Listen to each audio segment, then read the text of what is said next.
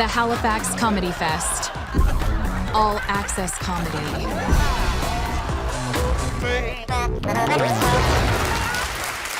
Please welcome your host, DJ Demers.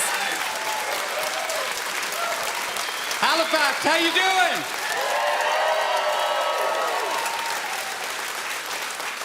All right. Good to see you, everybody. Thank you so much for coming out to All Access Comedy. You guys feeling good today? Feeling good? Nice. Who am I? I'm DJ Demers, and I'm from Kitchener, Ontario. And I'm hard of hearing. I don't know if they're connected, but... I loved stand-up from a young age. I remember watching Jerry Seinfeld, I'm telling you for the last time, when I was in grade 7, and just being like, I want to do that. Like, I felt it so vividly. So I moved to Toronto from Kitchener when I was 23 and just dove right into the scene. You know, I was all in like every night immediately, and that was 15 years ago. So I just kind of kept going. I think as an overarching theme for this show, just the idea that there's people with all sorts of differences living among us, and they can be funny too. I think that's a really valuable thing for an audience to see, and for the comedian to feel as well. Just hanging out in the green room right now, talking to all these comedians. There's somebody with a stutter. There's somebody who's got low vision. The thing that unites us is we all want to make people laugh, and I think that's just really cool, because as much as we're focusing on the disabilities we all have, they also kind of fall by the wayside, because we're just kind of united by this goal of we just want to make people feel good and make them laugh. So I think that's pretty cool. I'm so happy to be hosting. I hosted here last year as well, and it was such a great show. So when they asked me to come back, it was a no-brainer. I love being a part of this show. I love the inclusion. I love the accessibility. I love seeing all your friendly, smiling faces out there. I love having the wonderful Jennifer Lee's interpreting. Keep it going for Jennifer, everybody. And I wear hearing aids as well. That's for description. But I also just like to let you know right off the top, because I find sometimes when I do comedy, if I don't mention my hearing aids right off the top, I can tell people are like distracted, and it takes away from my other jokes.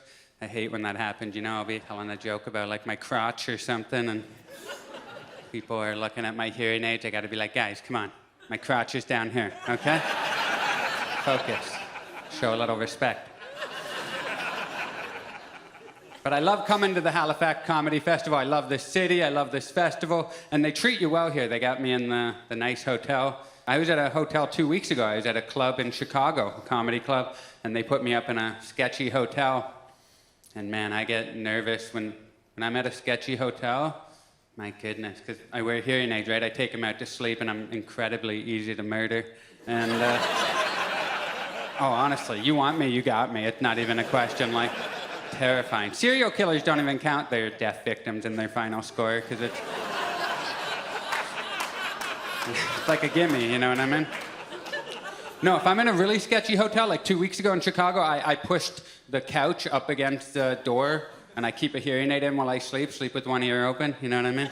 And you can always tell how sketchy a hotel is by how much weed you smell in the hallway too, right? That's a giveaway. Whenever I'm in a sketchy hotel and I smell a bunch of weed, my first thought is, ooh, this is a sketchy hotel. And my second thought is, sweet, I'm gonna smoke in my room. Yes. They'll never know. It's pretty easy being hard of hearing in today's society, though, like compared to how it used to be. There's so much great technology to help us, like closed caption, subtitles. Changed my life, man. Before subtitles, like growing up, I never had subtitles on anything. I missed like 80% of what I was watching on TV or in movies, because everything, like so much important information, somebody would deliver it like whispering, or like it would be the narrator, so I couldn't read their lips, or it would be someone on the other end of the telephone, so their voice would be all low and grainy. I'd have to rely on context so much. My favorite subtitle now is when it just says indistinct chatter. I love that. Indistinct chatter. I'm like, great. Nobody heard that? That was indistinct for everyone? Nice. I think the most deaf I've ever felt in my life was the pandemic, because all of a sudden, everybody had a mask on. I couldn't read lips anymore. People have always asked me, like, how much can you actually hear and how much are you lip reading? And I was never able to, do the math on that. But when everybody started covering their mouth with the mask, I was finally able to run the numbers. And turns out I'm lip reading 100% of the time, so. Oh, it was brutal. I couldn't hear anything, literally nothing. Like, I'd go, people would have a mask on, or sometimes you'd go into like a bank or whatever, and they'd have the mask on and they'd be behind plexiglass. I'd just walk into the bank, I'd just be looking at the teller for like 10 seconds before finally I'd have to be like, hey, have you started talking yet? Or I legitimately have no idea. Like, I'm just looking into your cold, dead eyes right now. I don't know if your mouth is moving. If this is really important, could you write it on a piece of paper and put it up against the glass, please? Like a reverse robbery situation. The hearing aids haven't evolved enough. There's still some issues where they whistle in inopportune moments where you don't want them to whistle. Like, sometimes they'll whistle and it's fine. Like, if I'm laying on the couch in a weird way, the pillow lays on them, they'll start whistling. Or if I put, my toque on, they might start whistling. No big deal. Those things you can get used to.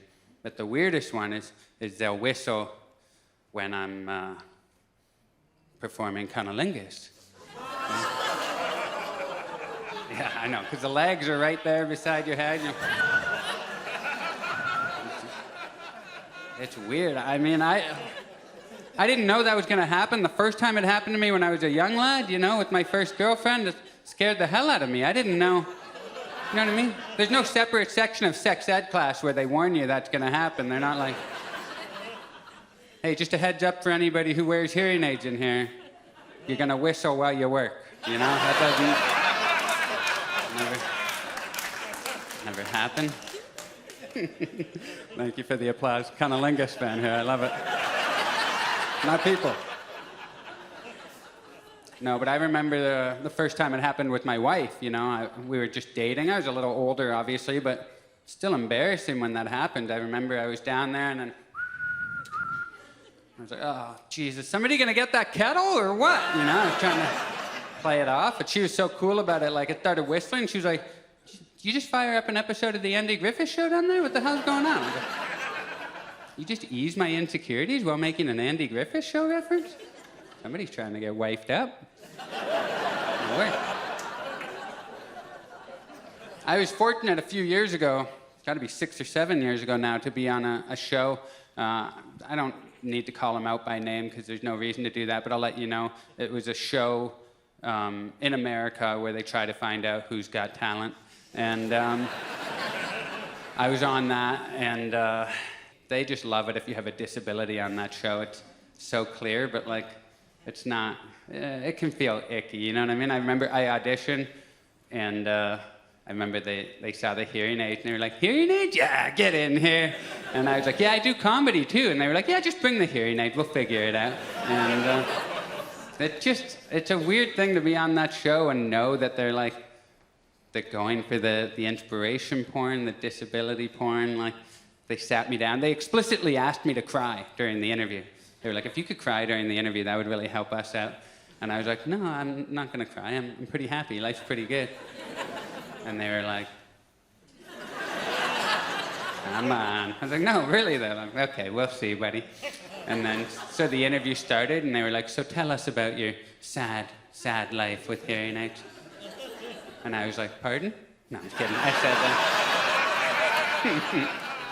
no, I said, honestly, life's great. I can't stress that enough.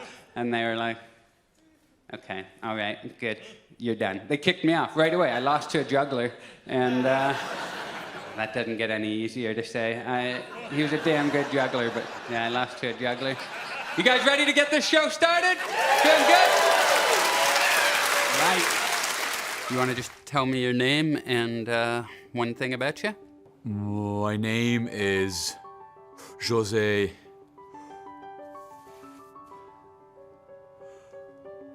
Piranian. I am from Lebanon. I live in Toronto, and I have a stutter. Whenever I'm on stage, it feels both scary and liberating at the same time. Would you say that equation has changed over time at all? Has the scariness gone down and the liberation's gone up, or has it kind of been the same since you started? Even after hundreds of performances, moments before it's time to go up on stage, I'll still look at the exit sign and think, I could just leave right now. In the past, I would see fear and action as being mutually exclusive. Today, I perceive fear and action as coexisting. I have found that change, at least in my own journey, occurred through what I like to call millions of micro moments of bravery, during which we repeatedly do things we find uncomfortable. So I would want people in the audience to think about what those micro moments of bravery might be for them. Put your hand together for the talented Joze Piranian!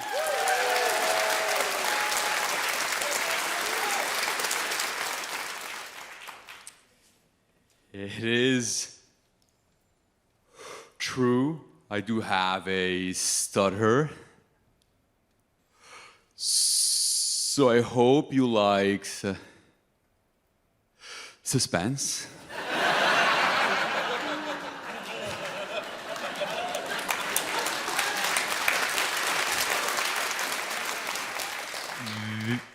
Because today, you are all stranded on Stutter Island.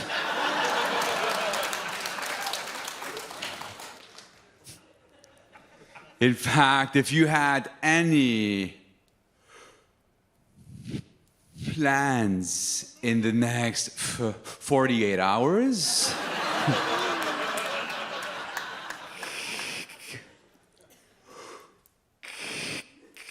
cancel them.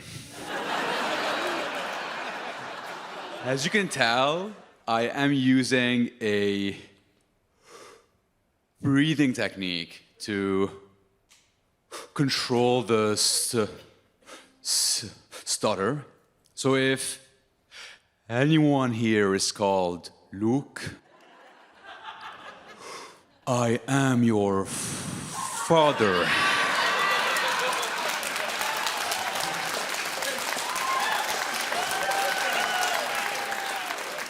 Don't get me wrong, there are some advantages to having a stutter. It prevents me from experiencing rejection. Here's how. This one time, I was asking this woman out. I said, hey, we should go for a and as I got stuck on that word, I could see it in her eyes that the answer was going to be no. So I said, hey, we should go for a democratic system in Cuba. Those Cubans have suffered enough. It was not always easy growing up in the Middle East with a speech impediment. I did the French program at an American school in Beirut, and my family's Armenian, which means every single day I had to stutter in 4 different languages.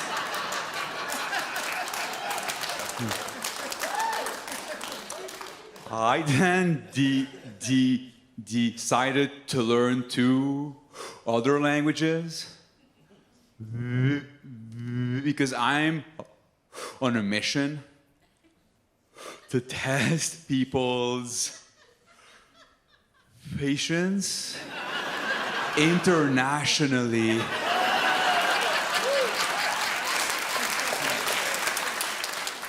I do love performing, but sometimes I get weird reactions from people.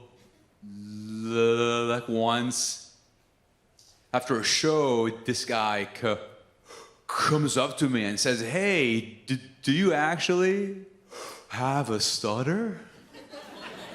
No. I just thought the most efficient way of doing stand-up comedy would be by saying one joke per hour.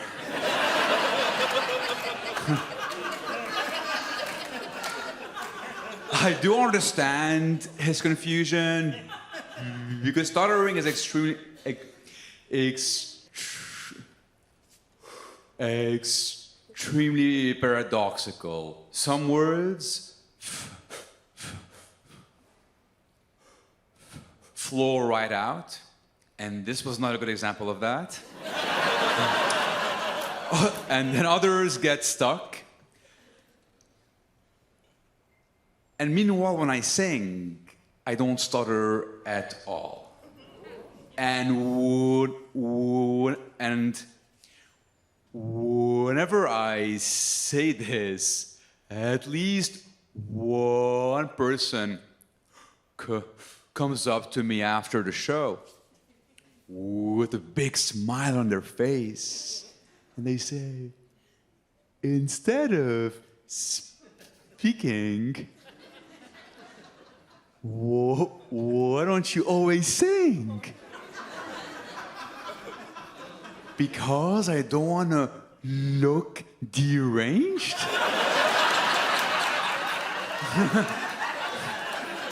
I know they think I would save so much time, but have you ever seen a musical?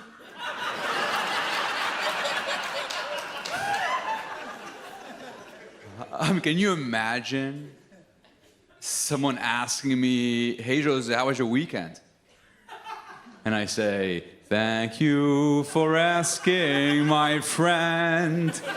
My weekend was nothing but grand." Thank you, Halifax. Thank you, AMI.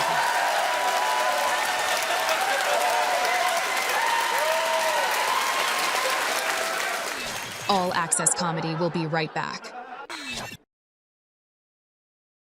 All Access Comedy. I'm Michael McCreary. I have autism and I am also a stand-up comedian. I love being on stage in front of an audience because when you have autism, one of the difficult things is reading other people, interpreting other people's thoughts, feelings. And what's great with comedy is there is absolute transparency. So if people don't like you, they will let you know at a comedy show. I love being on stage. There's no ambiguity there. In your opinion, is there like a line that shouldn't be crossed when talking about disability? I think it's cool to talk about things that directly affect you. I think that if you're going to talk about something that doesn't affect you directly, you got to be very careful. I want audiences to take away the idea that having something like an autism diagnosis is not something that should necessarily be stigmatized. I think it's something that is exceptional and can also benefit you.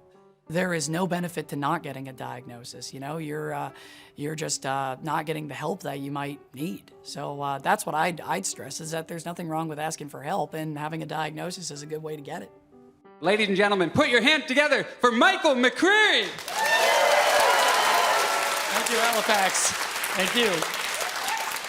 Thank you so much, Halifax, for coming out today. We're gonna have a lot of fun.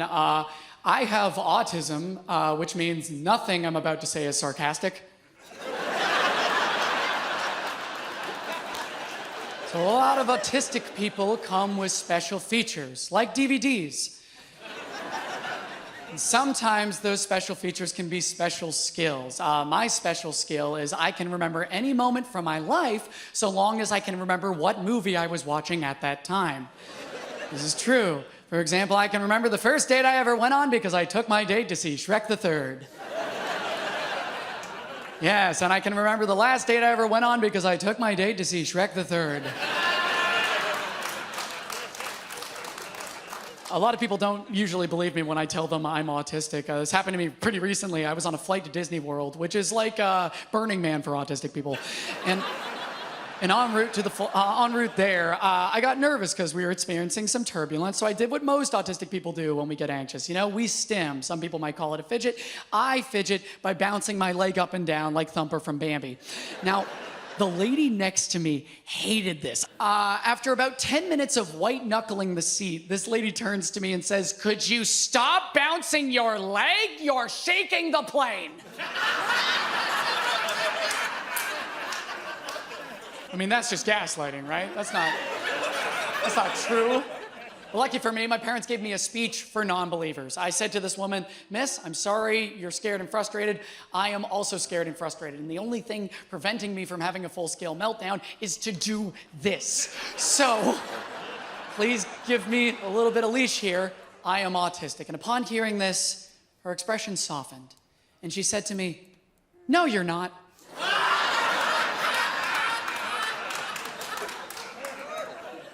You're doing great.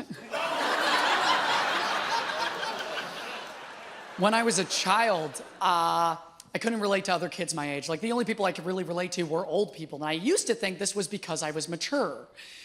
In reality, this is because old people are just very similar to autistic people.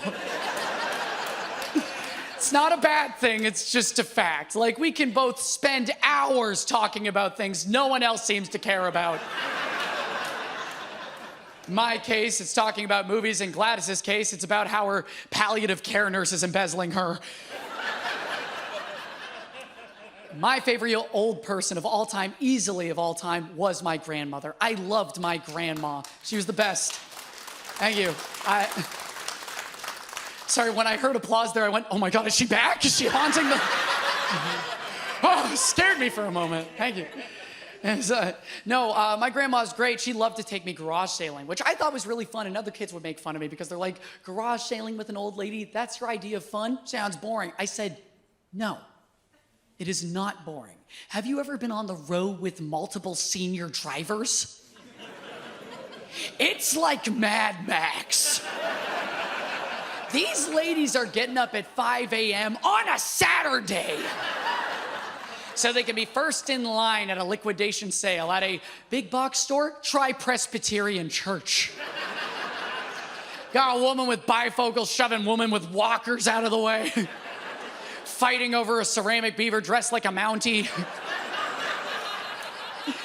These ladies were so hardcore, and my grandma was their Furiosa. She was screaming, "Witness me!" as she proceeded to haggle over the price of a stack of Cosmopolitans because she was not paying more than $4 for something that was going to live in her bathroom.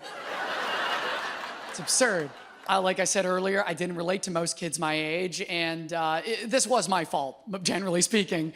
I blew this one chance I had with the love of my life in high school. Basically, it was grade 10, Halloween. This girl invited me to her costume party, so I went as a magician. And en route to this party, I get it into my head that tonight's gonna be the night I finally ask this girl out, so I knock on the door, and her boyfriend answers it. Yeah, he was wearing an orange jumpsuit and a green beanie. Apparently, he was a carrot. That's... Right, so I thought, I can't compete with that. I go to call up my mom on her rotary phone. Turns out they were at their own Halloween costume party. They wouldn't be able to pick me up for another 8 hours. So I did what any emotionally stable autistic child would have done. I went outside and I climbed a tree. Which was a stupid idea, because not 15 minutes later, you would not believe who came outside and sat down at the base of this tree. That's right. Future Prime Minister Justin Trudeau. Of course it was the girl! And her boyfriend, the carrot. And now I couldn't come down because I didn't want her to think I was a weirdo who climbed trees in other people's backyards at night. So I said, fine, I will give them 15 minutes before they get bored and go back inside. 90 minutes later, I am still in the tree, and now I have to pee, and these two aren't slowing down because they brought chapstick. So I'm just praying somebody comes out to the backyard to get these two out of here, and again, half right, someone did. Unfortunately, what they came to bug them about was, guys, we can't find Micheal. But lucky for me, no one looked up. Instead, they went into the woods behind her house to continue the search. Haven't seen those kids since. So I hop out of the tree, ran inside to the nearest bathroom, and took the longest, most satisfying pee I've ever had. The kind of pee a man sits down for. When suddenly, I hear another knock at the door. And it's the girl. She says, Micheal, have you been in there all night? So the reason I told you guys that story is because I was allowed to bring a +1 to this show. And unfortunately for you guys, that +1 was that girl. And I wanted to tell her that story so I could clear the air and tell her what I wish I told her on that night all those years ago. So here goes. Constance, I did not spend 4 hours pooping in your parents' ensuite. You guys have been amazing. Thank you so much, Halifax. Thank you. Give it up again for Jennifer. Thanks.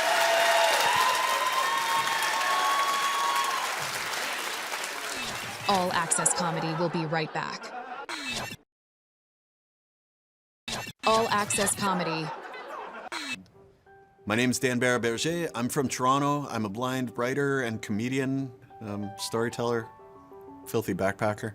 Can you describe what you feel, like how it feels for you being on stage in front of an audience? Man, every time I go on stage, I'm terrified until I get the first laugh. Nothing's worth doing if it doesn't scare you a little bit, at least. And so I figure when it stops scaring me, that means it's stopped interesting me, so then I'll stop doing it. What's the key to writing a good joke about disability? The best comedy is out of truth, and audiences will know when you're making it up. Like, I can't see you right now, really, like you're just kind of like a grayish blob. Maybe that's what you always look like. Pretty much what I am. Okay, Yeah. That's good. That's fair enough. I just want to destigmatize disability, and I think that's what a lot of us at this show probably want to do. I don't want to speak for everyone, but I really think that is part of the point of comedy. It's like we are joking about the big scary, you know, and it's not fun, but we can make it funny. Give a warm Halifax welcome to Dan Barra-Berger. Hello, Halifax. Hello. There we go, I got it. Yeah, my name is Dan Barra-Berger. If you've been able to tell, I am legally blind. If you can't tell, it's because I have a white cane. And there's not a lot of benefits to being blind. I mean, back in Toronto, I do ride the subway and streetcar for free, so there's one benefit. And then actually, you know what, the Via Rail, I got like a 2-for-1 pass, so there's 2 transit-based benefits to blind. Actually, in the 13 years since I lost my vision, I don't think I've paid to get into a museum or an art. You know, this rules, guys. This. Halifax, I'm really stoked to tell you guys this. I am going to be a father this summer. Thank you. Thank you so much. Another human being looked at me and said, you know what the world needs? More of that. And she was right. I get a lot of weird questions like, oh, Dan, how are you going to feed the baby? And I'm like, well, how do you think with low vision that I'm going to feed the baby? Is it going to be like, oh, here comes the airplane. I got the little blob on the spoon. Here comes the airplane. Oh no, the spoon was made by Boeing. It's just, just like, the kid's never going to eat, man. It's just, like, obviously I'm just going to hold the spoon in front of the baby. And, you know, they'll just hum. They come to it, you know? It's like it's a two-way street. The kid's got to figure this out.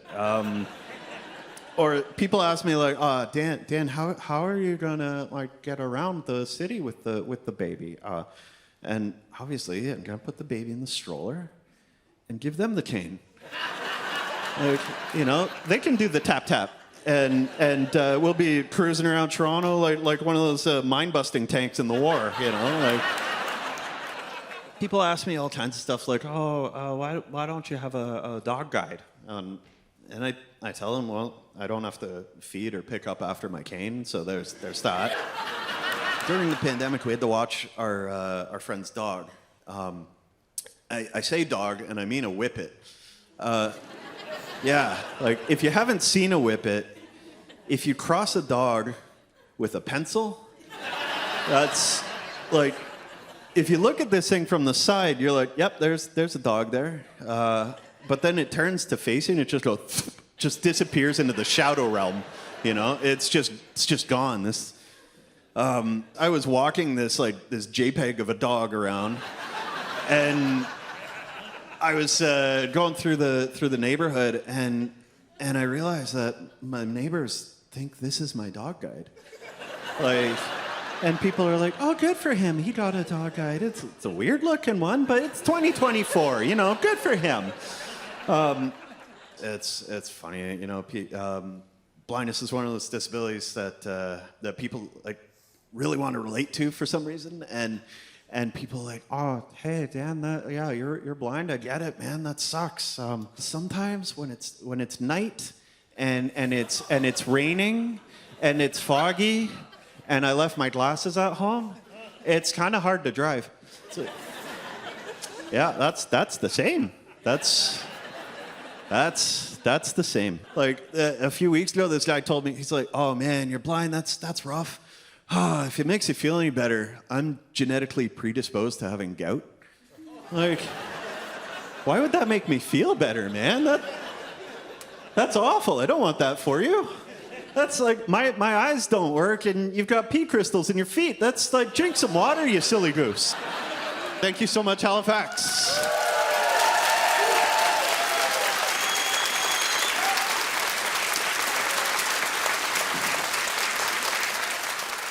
All Access Comedy will be right back. All Access Comedy. I'm Tina Friml. I'm a comedian from New York City, and I also happen to have cerebral palsy. Tina, how did you first get into stand-up comedy? Accidentally. In my last semester of college, I, on a whim, signed up for a stand-up comedy class at the local comedy club, but it became pretty clear after I began doing that comedy was something that not only benefited me and my confidence, but people were actually pulling me aside saying, something's happening here, you need to stick with it. Wow. And it just kind of went from there. What do you hope the audience takes away after they watch you perform?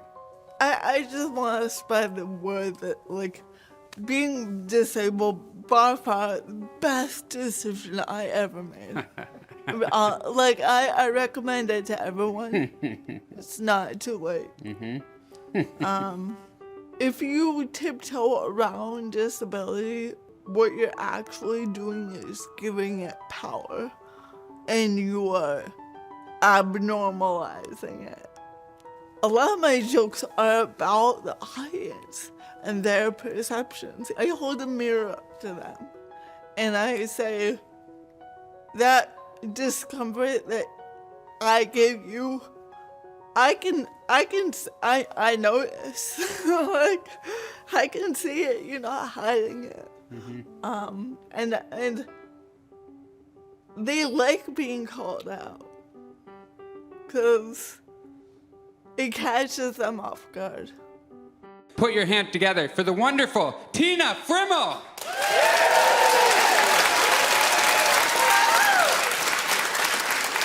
Hi guys, how's it going? Good to be here in the lovely Canada. I'm disabled also, duh.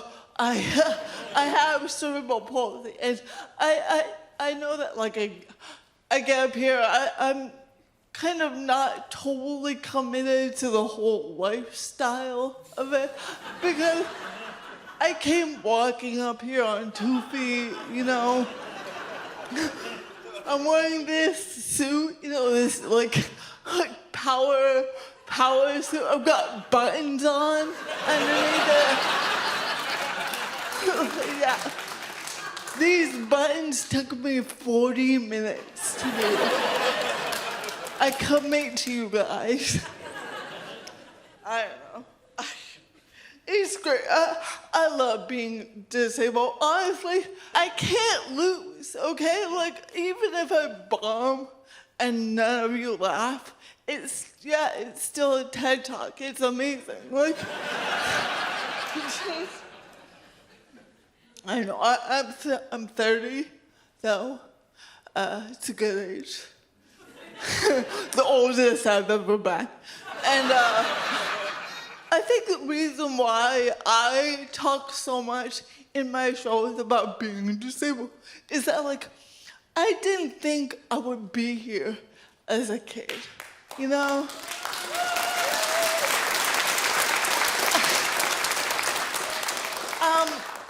I don't mean dead.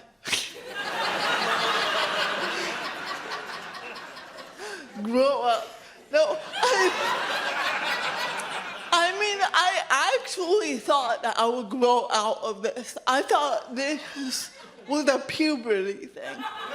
I did, okay? See, okay, I grew up in Vermont in the 90s, right? So I grew up in the 80s, okay? I had no representation. Yeah, it's true, I grew up in the 80s. Why do you think I'm so into older men, okay? We can drink whiskey, talk about Gilligan's Island. We both have arthritis. Anyway, so I had nothing on TV like me. Nothing. I had, like, Drake. Back when I was a kid, right, there was this channel on TV in America called Nickelodeon. Yeah, okay. And it was powerful, okay? And every night at 8:30, something magical happened. It would turn into Teen Nick, which was Nickelodeon, but for 8-year-olds also, with their parents in the other room, right? Getting divorced, right? Teen Nick. And there was kissing, characters would die. Incredible. The cornerstone of Teen Nick was this show that they called Degrassi. Degrassi was this Canadian show about a high school. And they had one character in a wheelchair. One. Always only one, by the way. One kid, one chair. And that was Drake, the rapper. I'm not making this up. So, naturally, so I thought I would grow up to become like a rap mogul. Yeah. I didn't. Joze was talking about how this guy thought he was faking it. That happened to me too. That happens to all of us. Okay, 2 months ago, I was in Vermont. Okay, picture this. I get booked to do a comedy fundraiser for the Vermont Democratic Party. Okay, so go there. I do my thing. I crush. You know how I do. And I get off stage. A woman in the front, she rises from her seat. Beelines right towards me in the back. She says, "Oh my God, I love you." so funny. I say, thank you. She says, but I gotta say, she did not. I gotta say, for the first half of your set, I was livid. I was furious because I thought you were faking it. I worked so hard on this impression.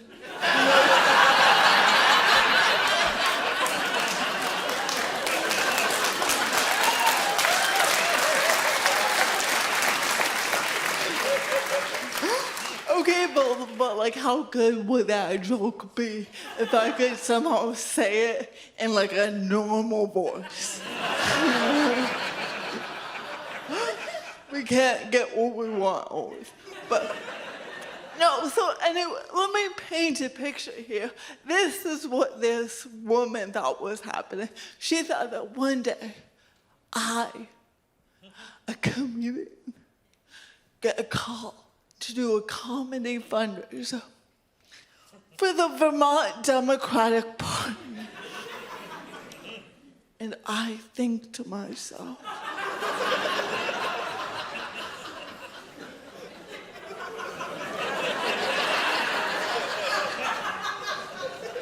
yes, they're gonna love this shit.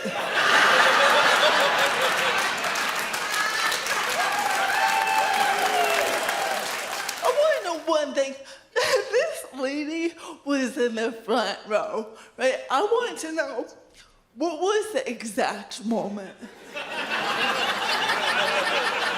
You know? What was the moment that she realized? What was the moment she, like, clocked an authentic, okay? Was it when I spit upon her? The second time? Is that it? And then finally she's just sitting there like, oh. Wipes it off her face. I love her. You guys are fun. Thank you so much.